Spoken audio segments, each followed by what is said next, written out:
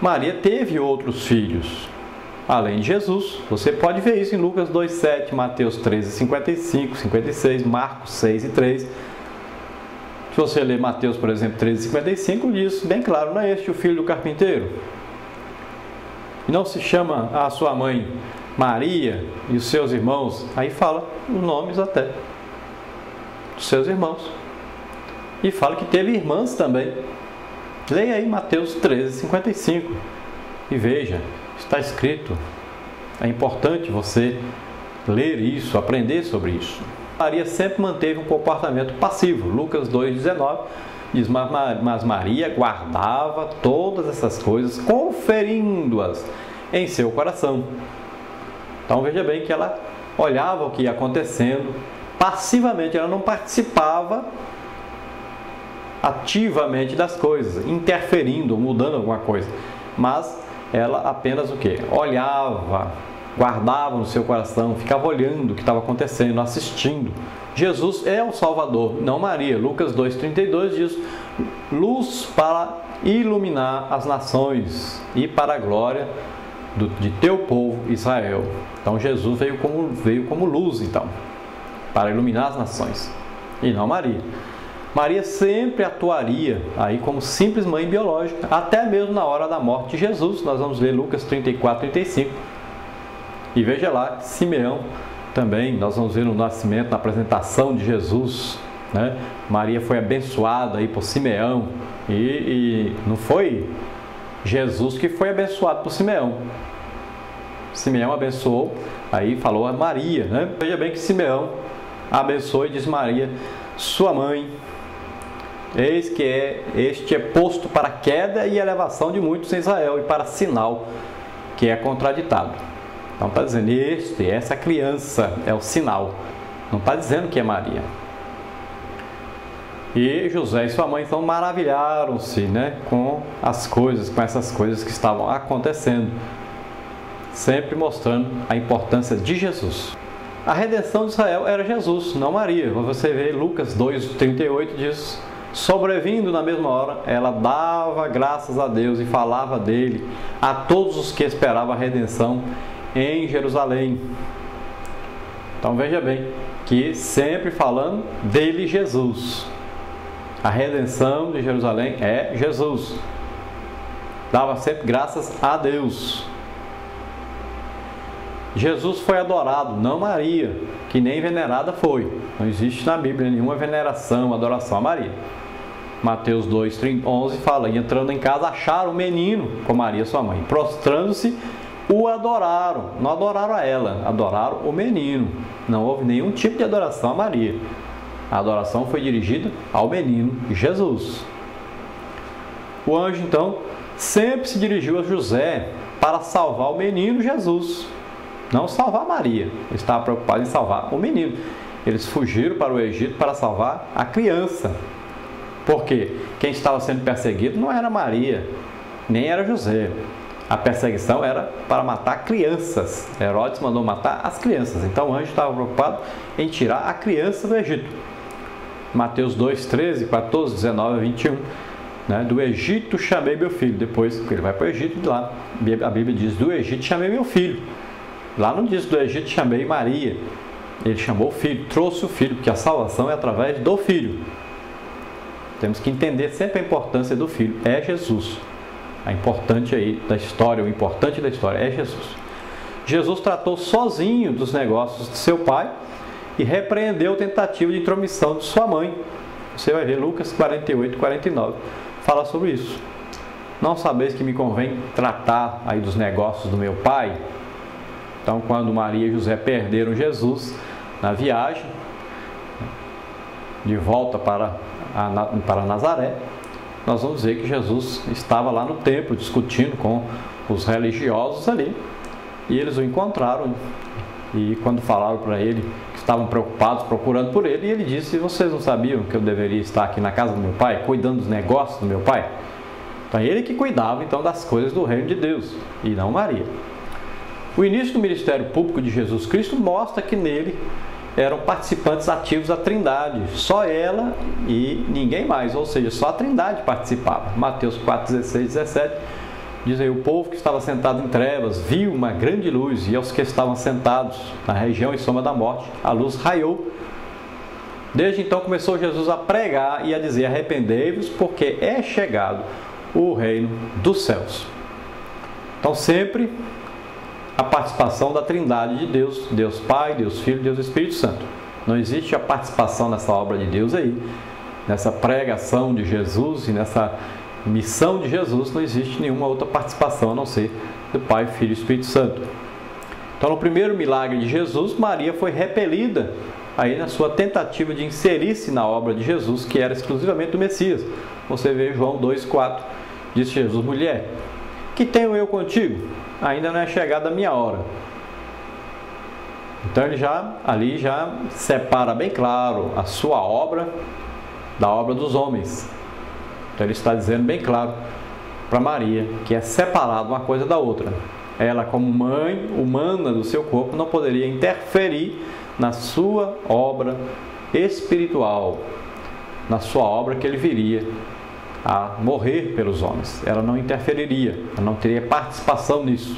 A honra e a glória sempre é para Deus.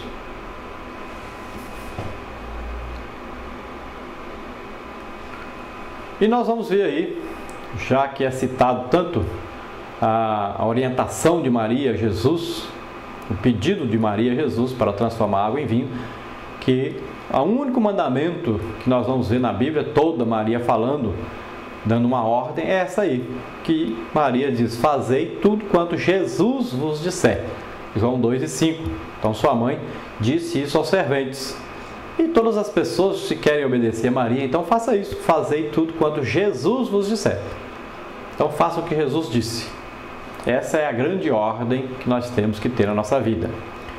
Então Maria, depois das bodas de Caná, manteve-se distante do ministério de Jesus. Você vai ver isso.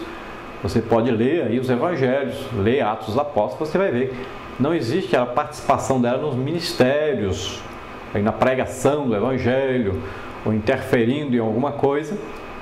E o ministério de Jesus, inclusive, tentou aí interromper junto com seus filhos.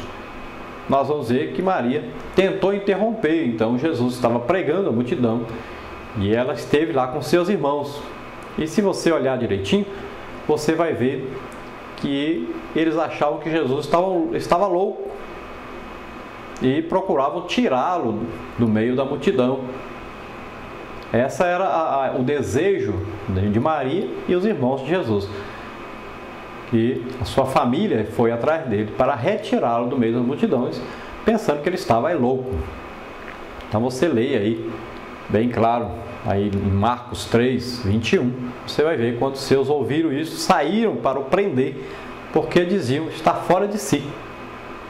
E nos outros versículos aí, João 2,12, Mateus 12,47, Marcos 2,21, Lucas 8,19, você vai ver que eles foram, a sua família esteve onde Jesus estava pregando e mandou chamá-lo. E Jesus disse: minha mãe e meus irmãos são aqueles que obedecem, ouvem a palavra de Deus e obedecem.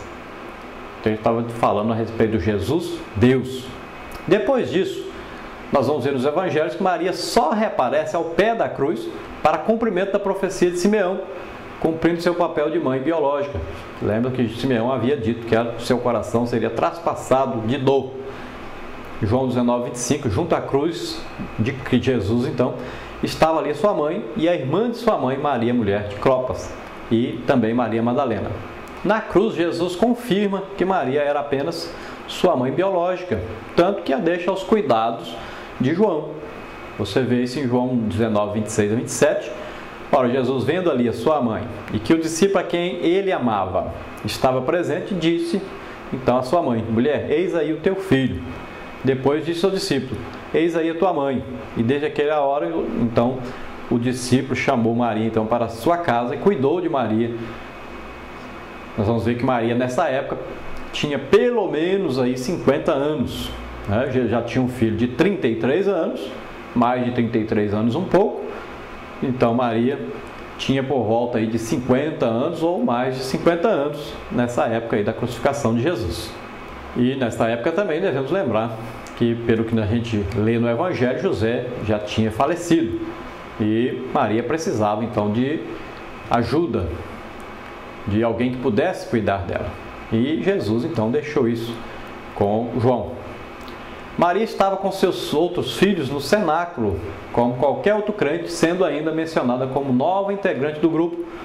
Nós vamos ver em Atos 1,14, todos estavam perseverando, então perseveravam unanimemente em oração e súplicas com as mulheres e Maria, mãe de Jesus, com seus irmãos. Então veja que ali estavam também.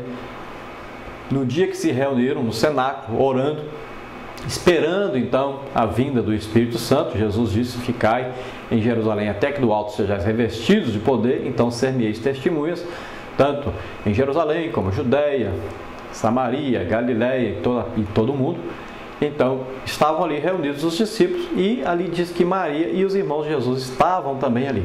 Então após a morte de Jesus, então houve uma conversão dos seus irmãos que acreditaram no que estava escrito, procuraram estar entre os discípulos de Jesus para receberem também essa dádiva, essa glória, essa manifestação do Espírito Santo.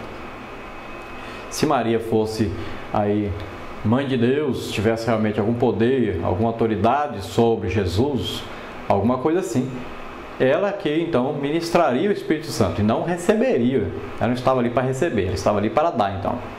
Mas na verdade ela recebeu também, como os outros, o batismo com o Espírito Santo.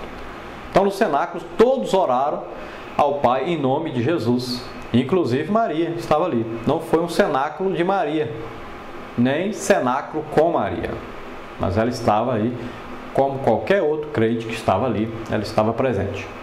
Maria, com todos os demais, foi revestida de poder no batismo com o Espírito Santo. Era um crente como qualquer outro, então, discípulo. Atos 2 e 4 você vê isso. A Maria apresentada pelos mariólatras, ou aqueles que adoram Maria, é muito diferente da Maria que acabamos de observar aí na Bíblia Sagrada. Então a Maria que os idólatras aí, os mariólatras apresentam, é bem diferente dessa Maria que nós apresentamos aí, segundo a Bíblia.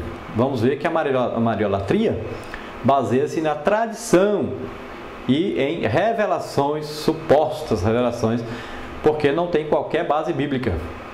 Assim como qualquer outra seita, é a mesma coisa, se baseiam em revelações humanas, sempre nessas revelações humanas, e tradições, histórias humanas, nunca na Bíblia, para que possam fazer a sua religião. Vamos ver, por exemplo, aí, a mariolatria é chamada pelos romanistas de mariologia. Então eles falam que é o estudo de Maria.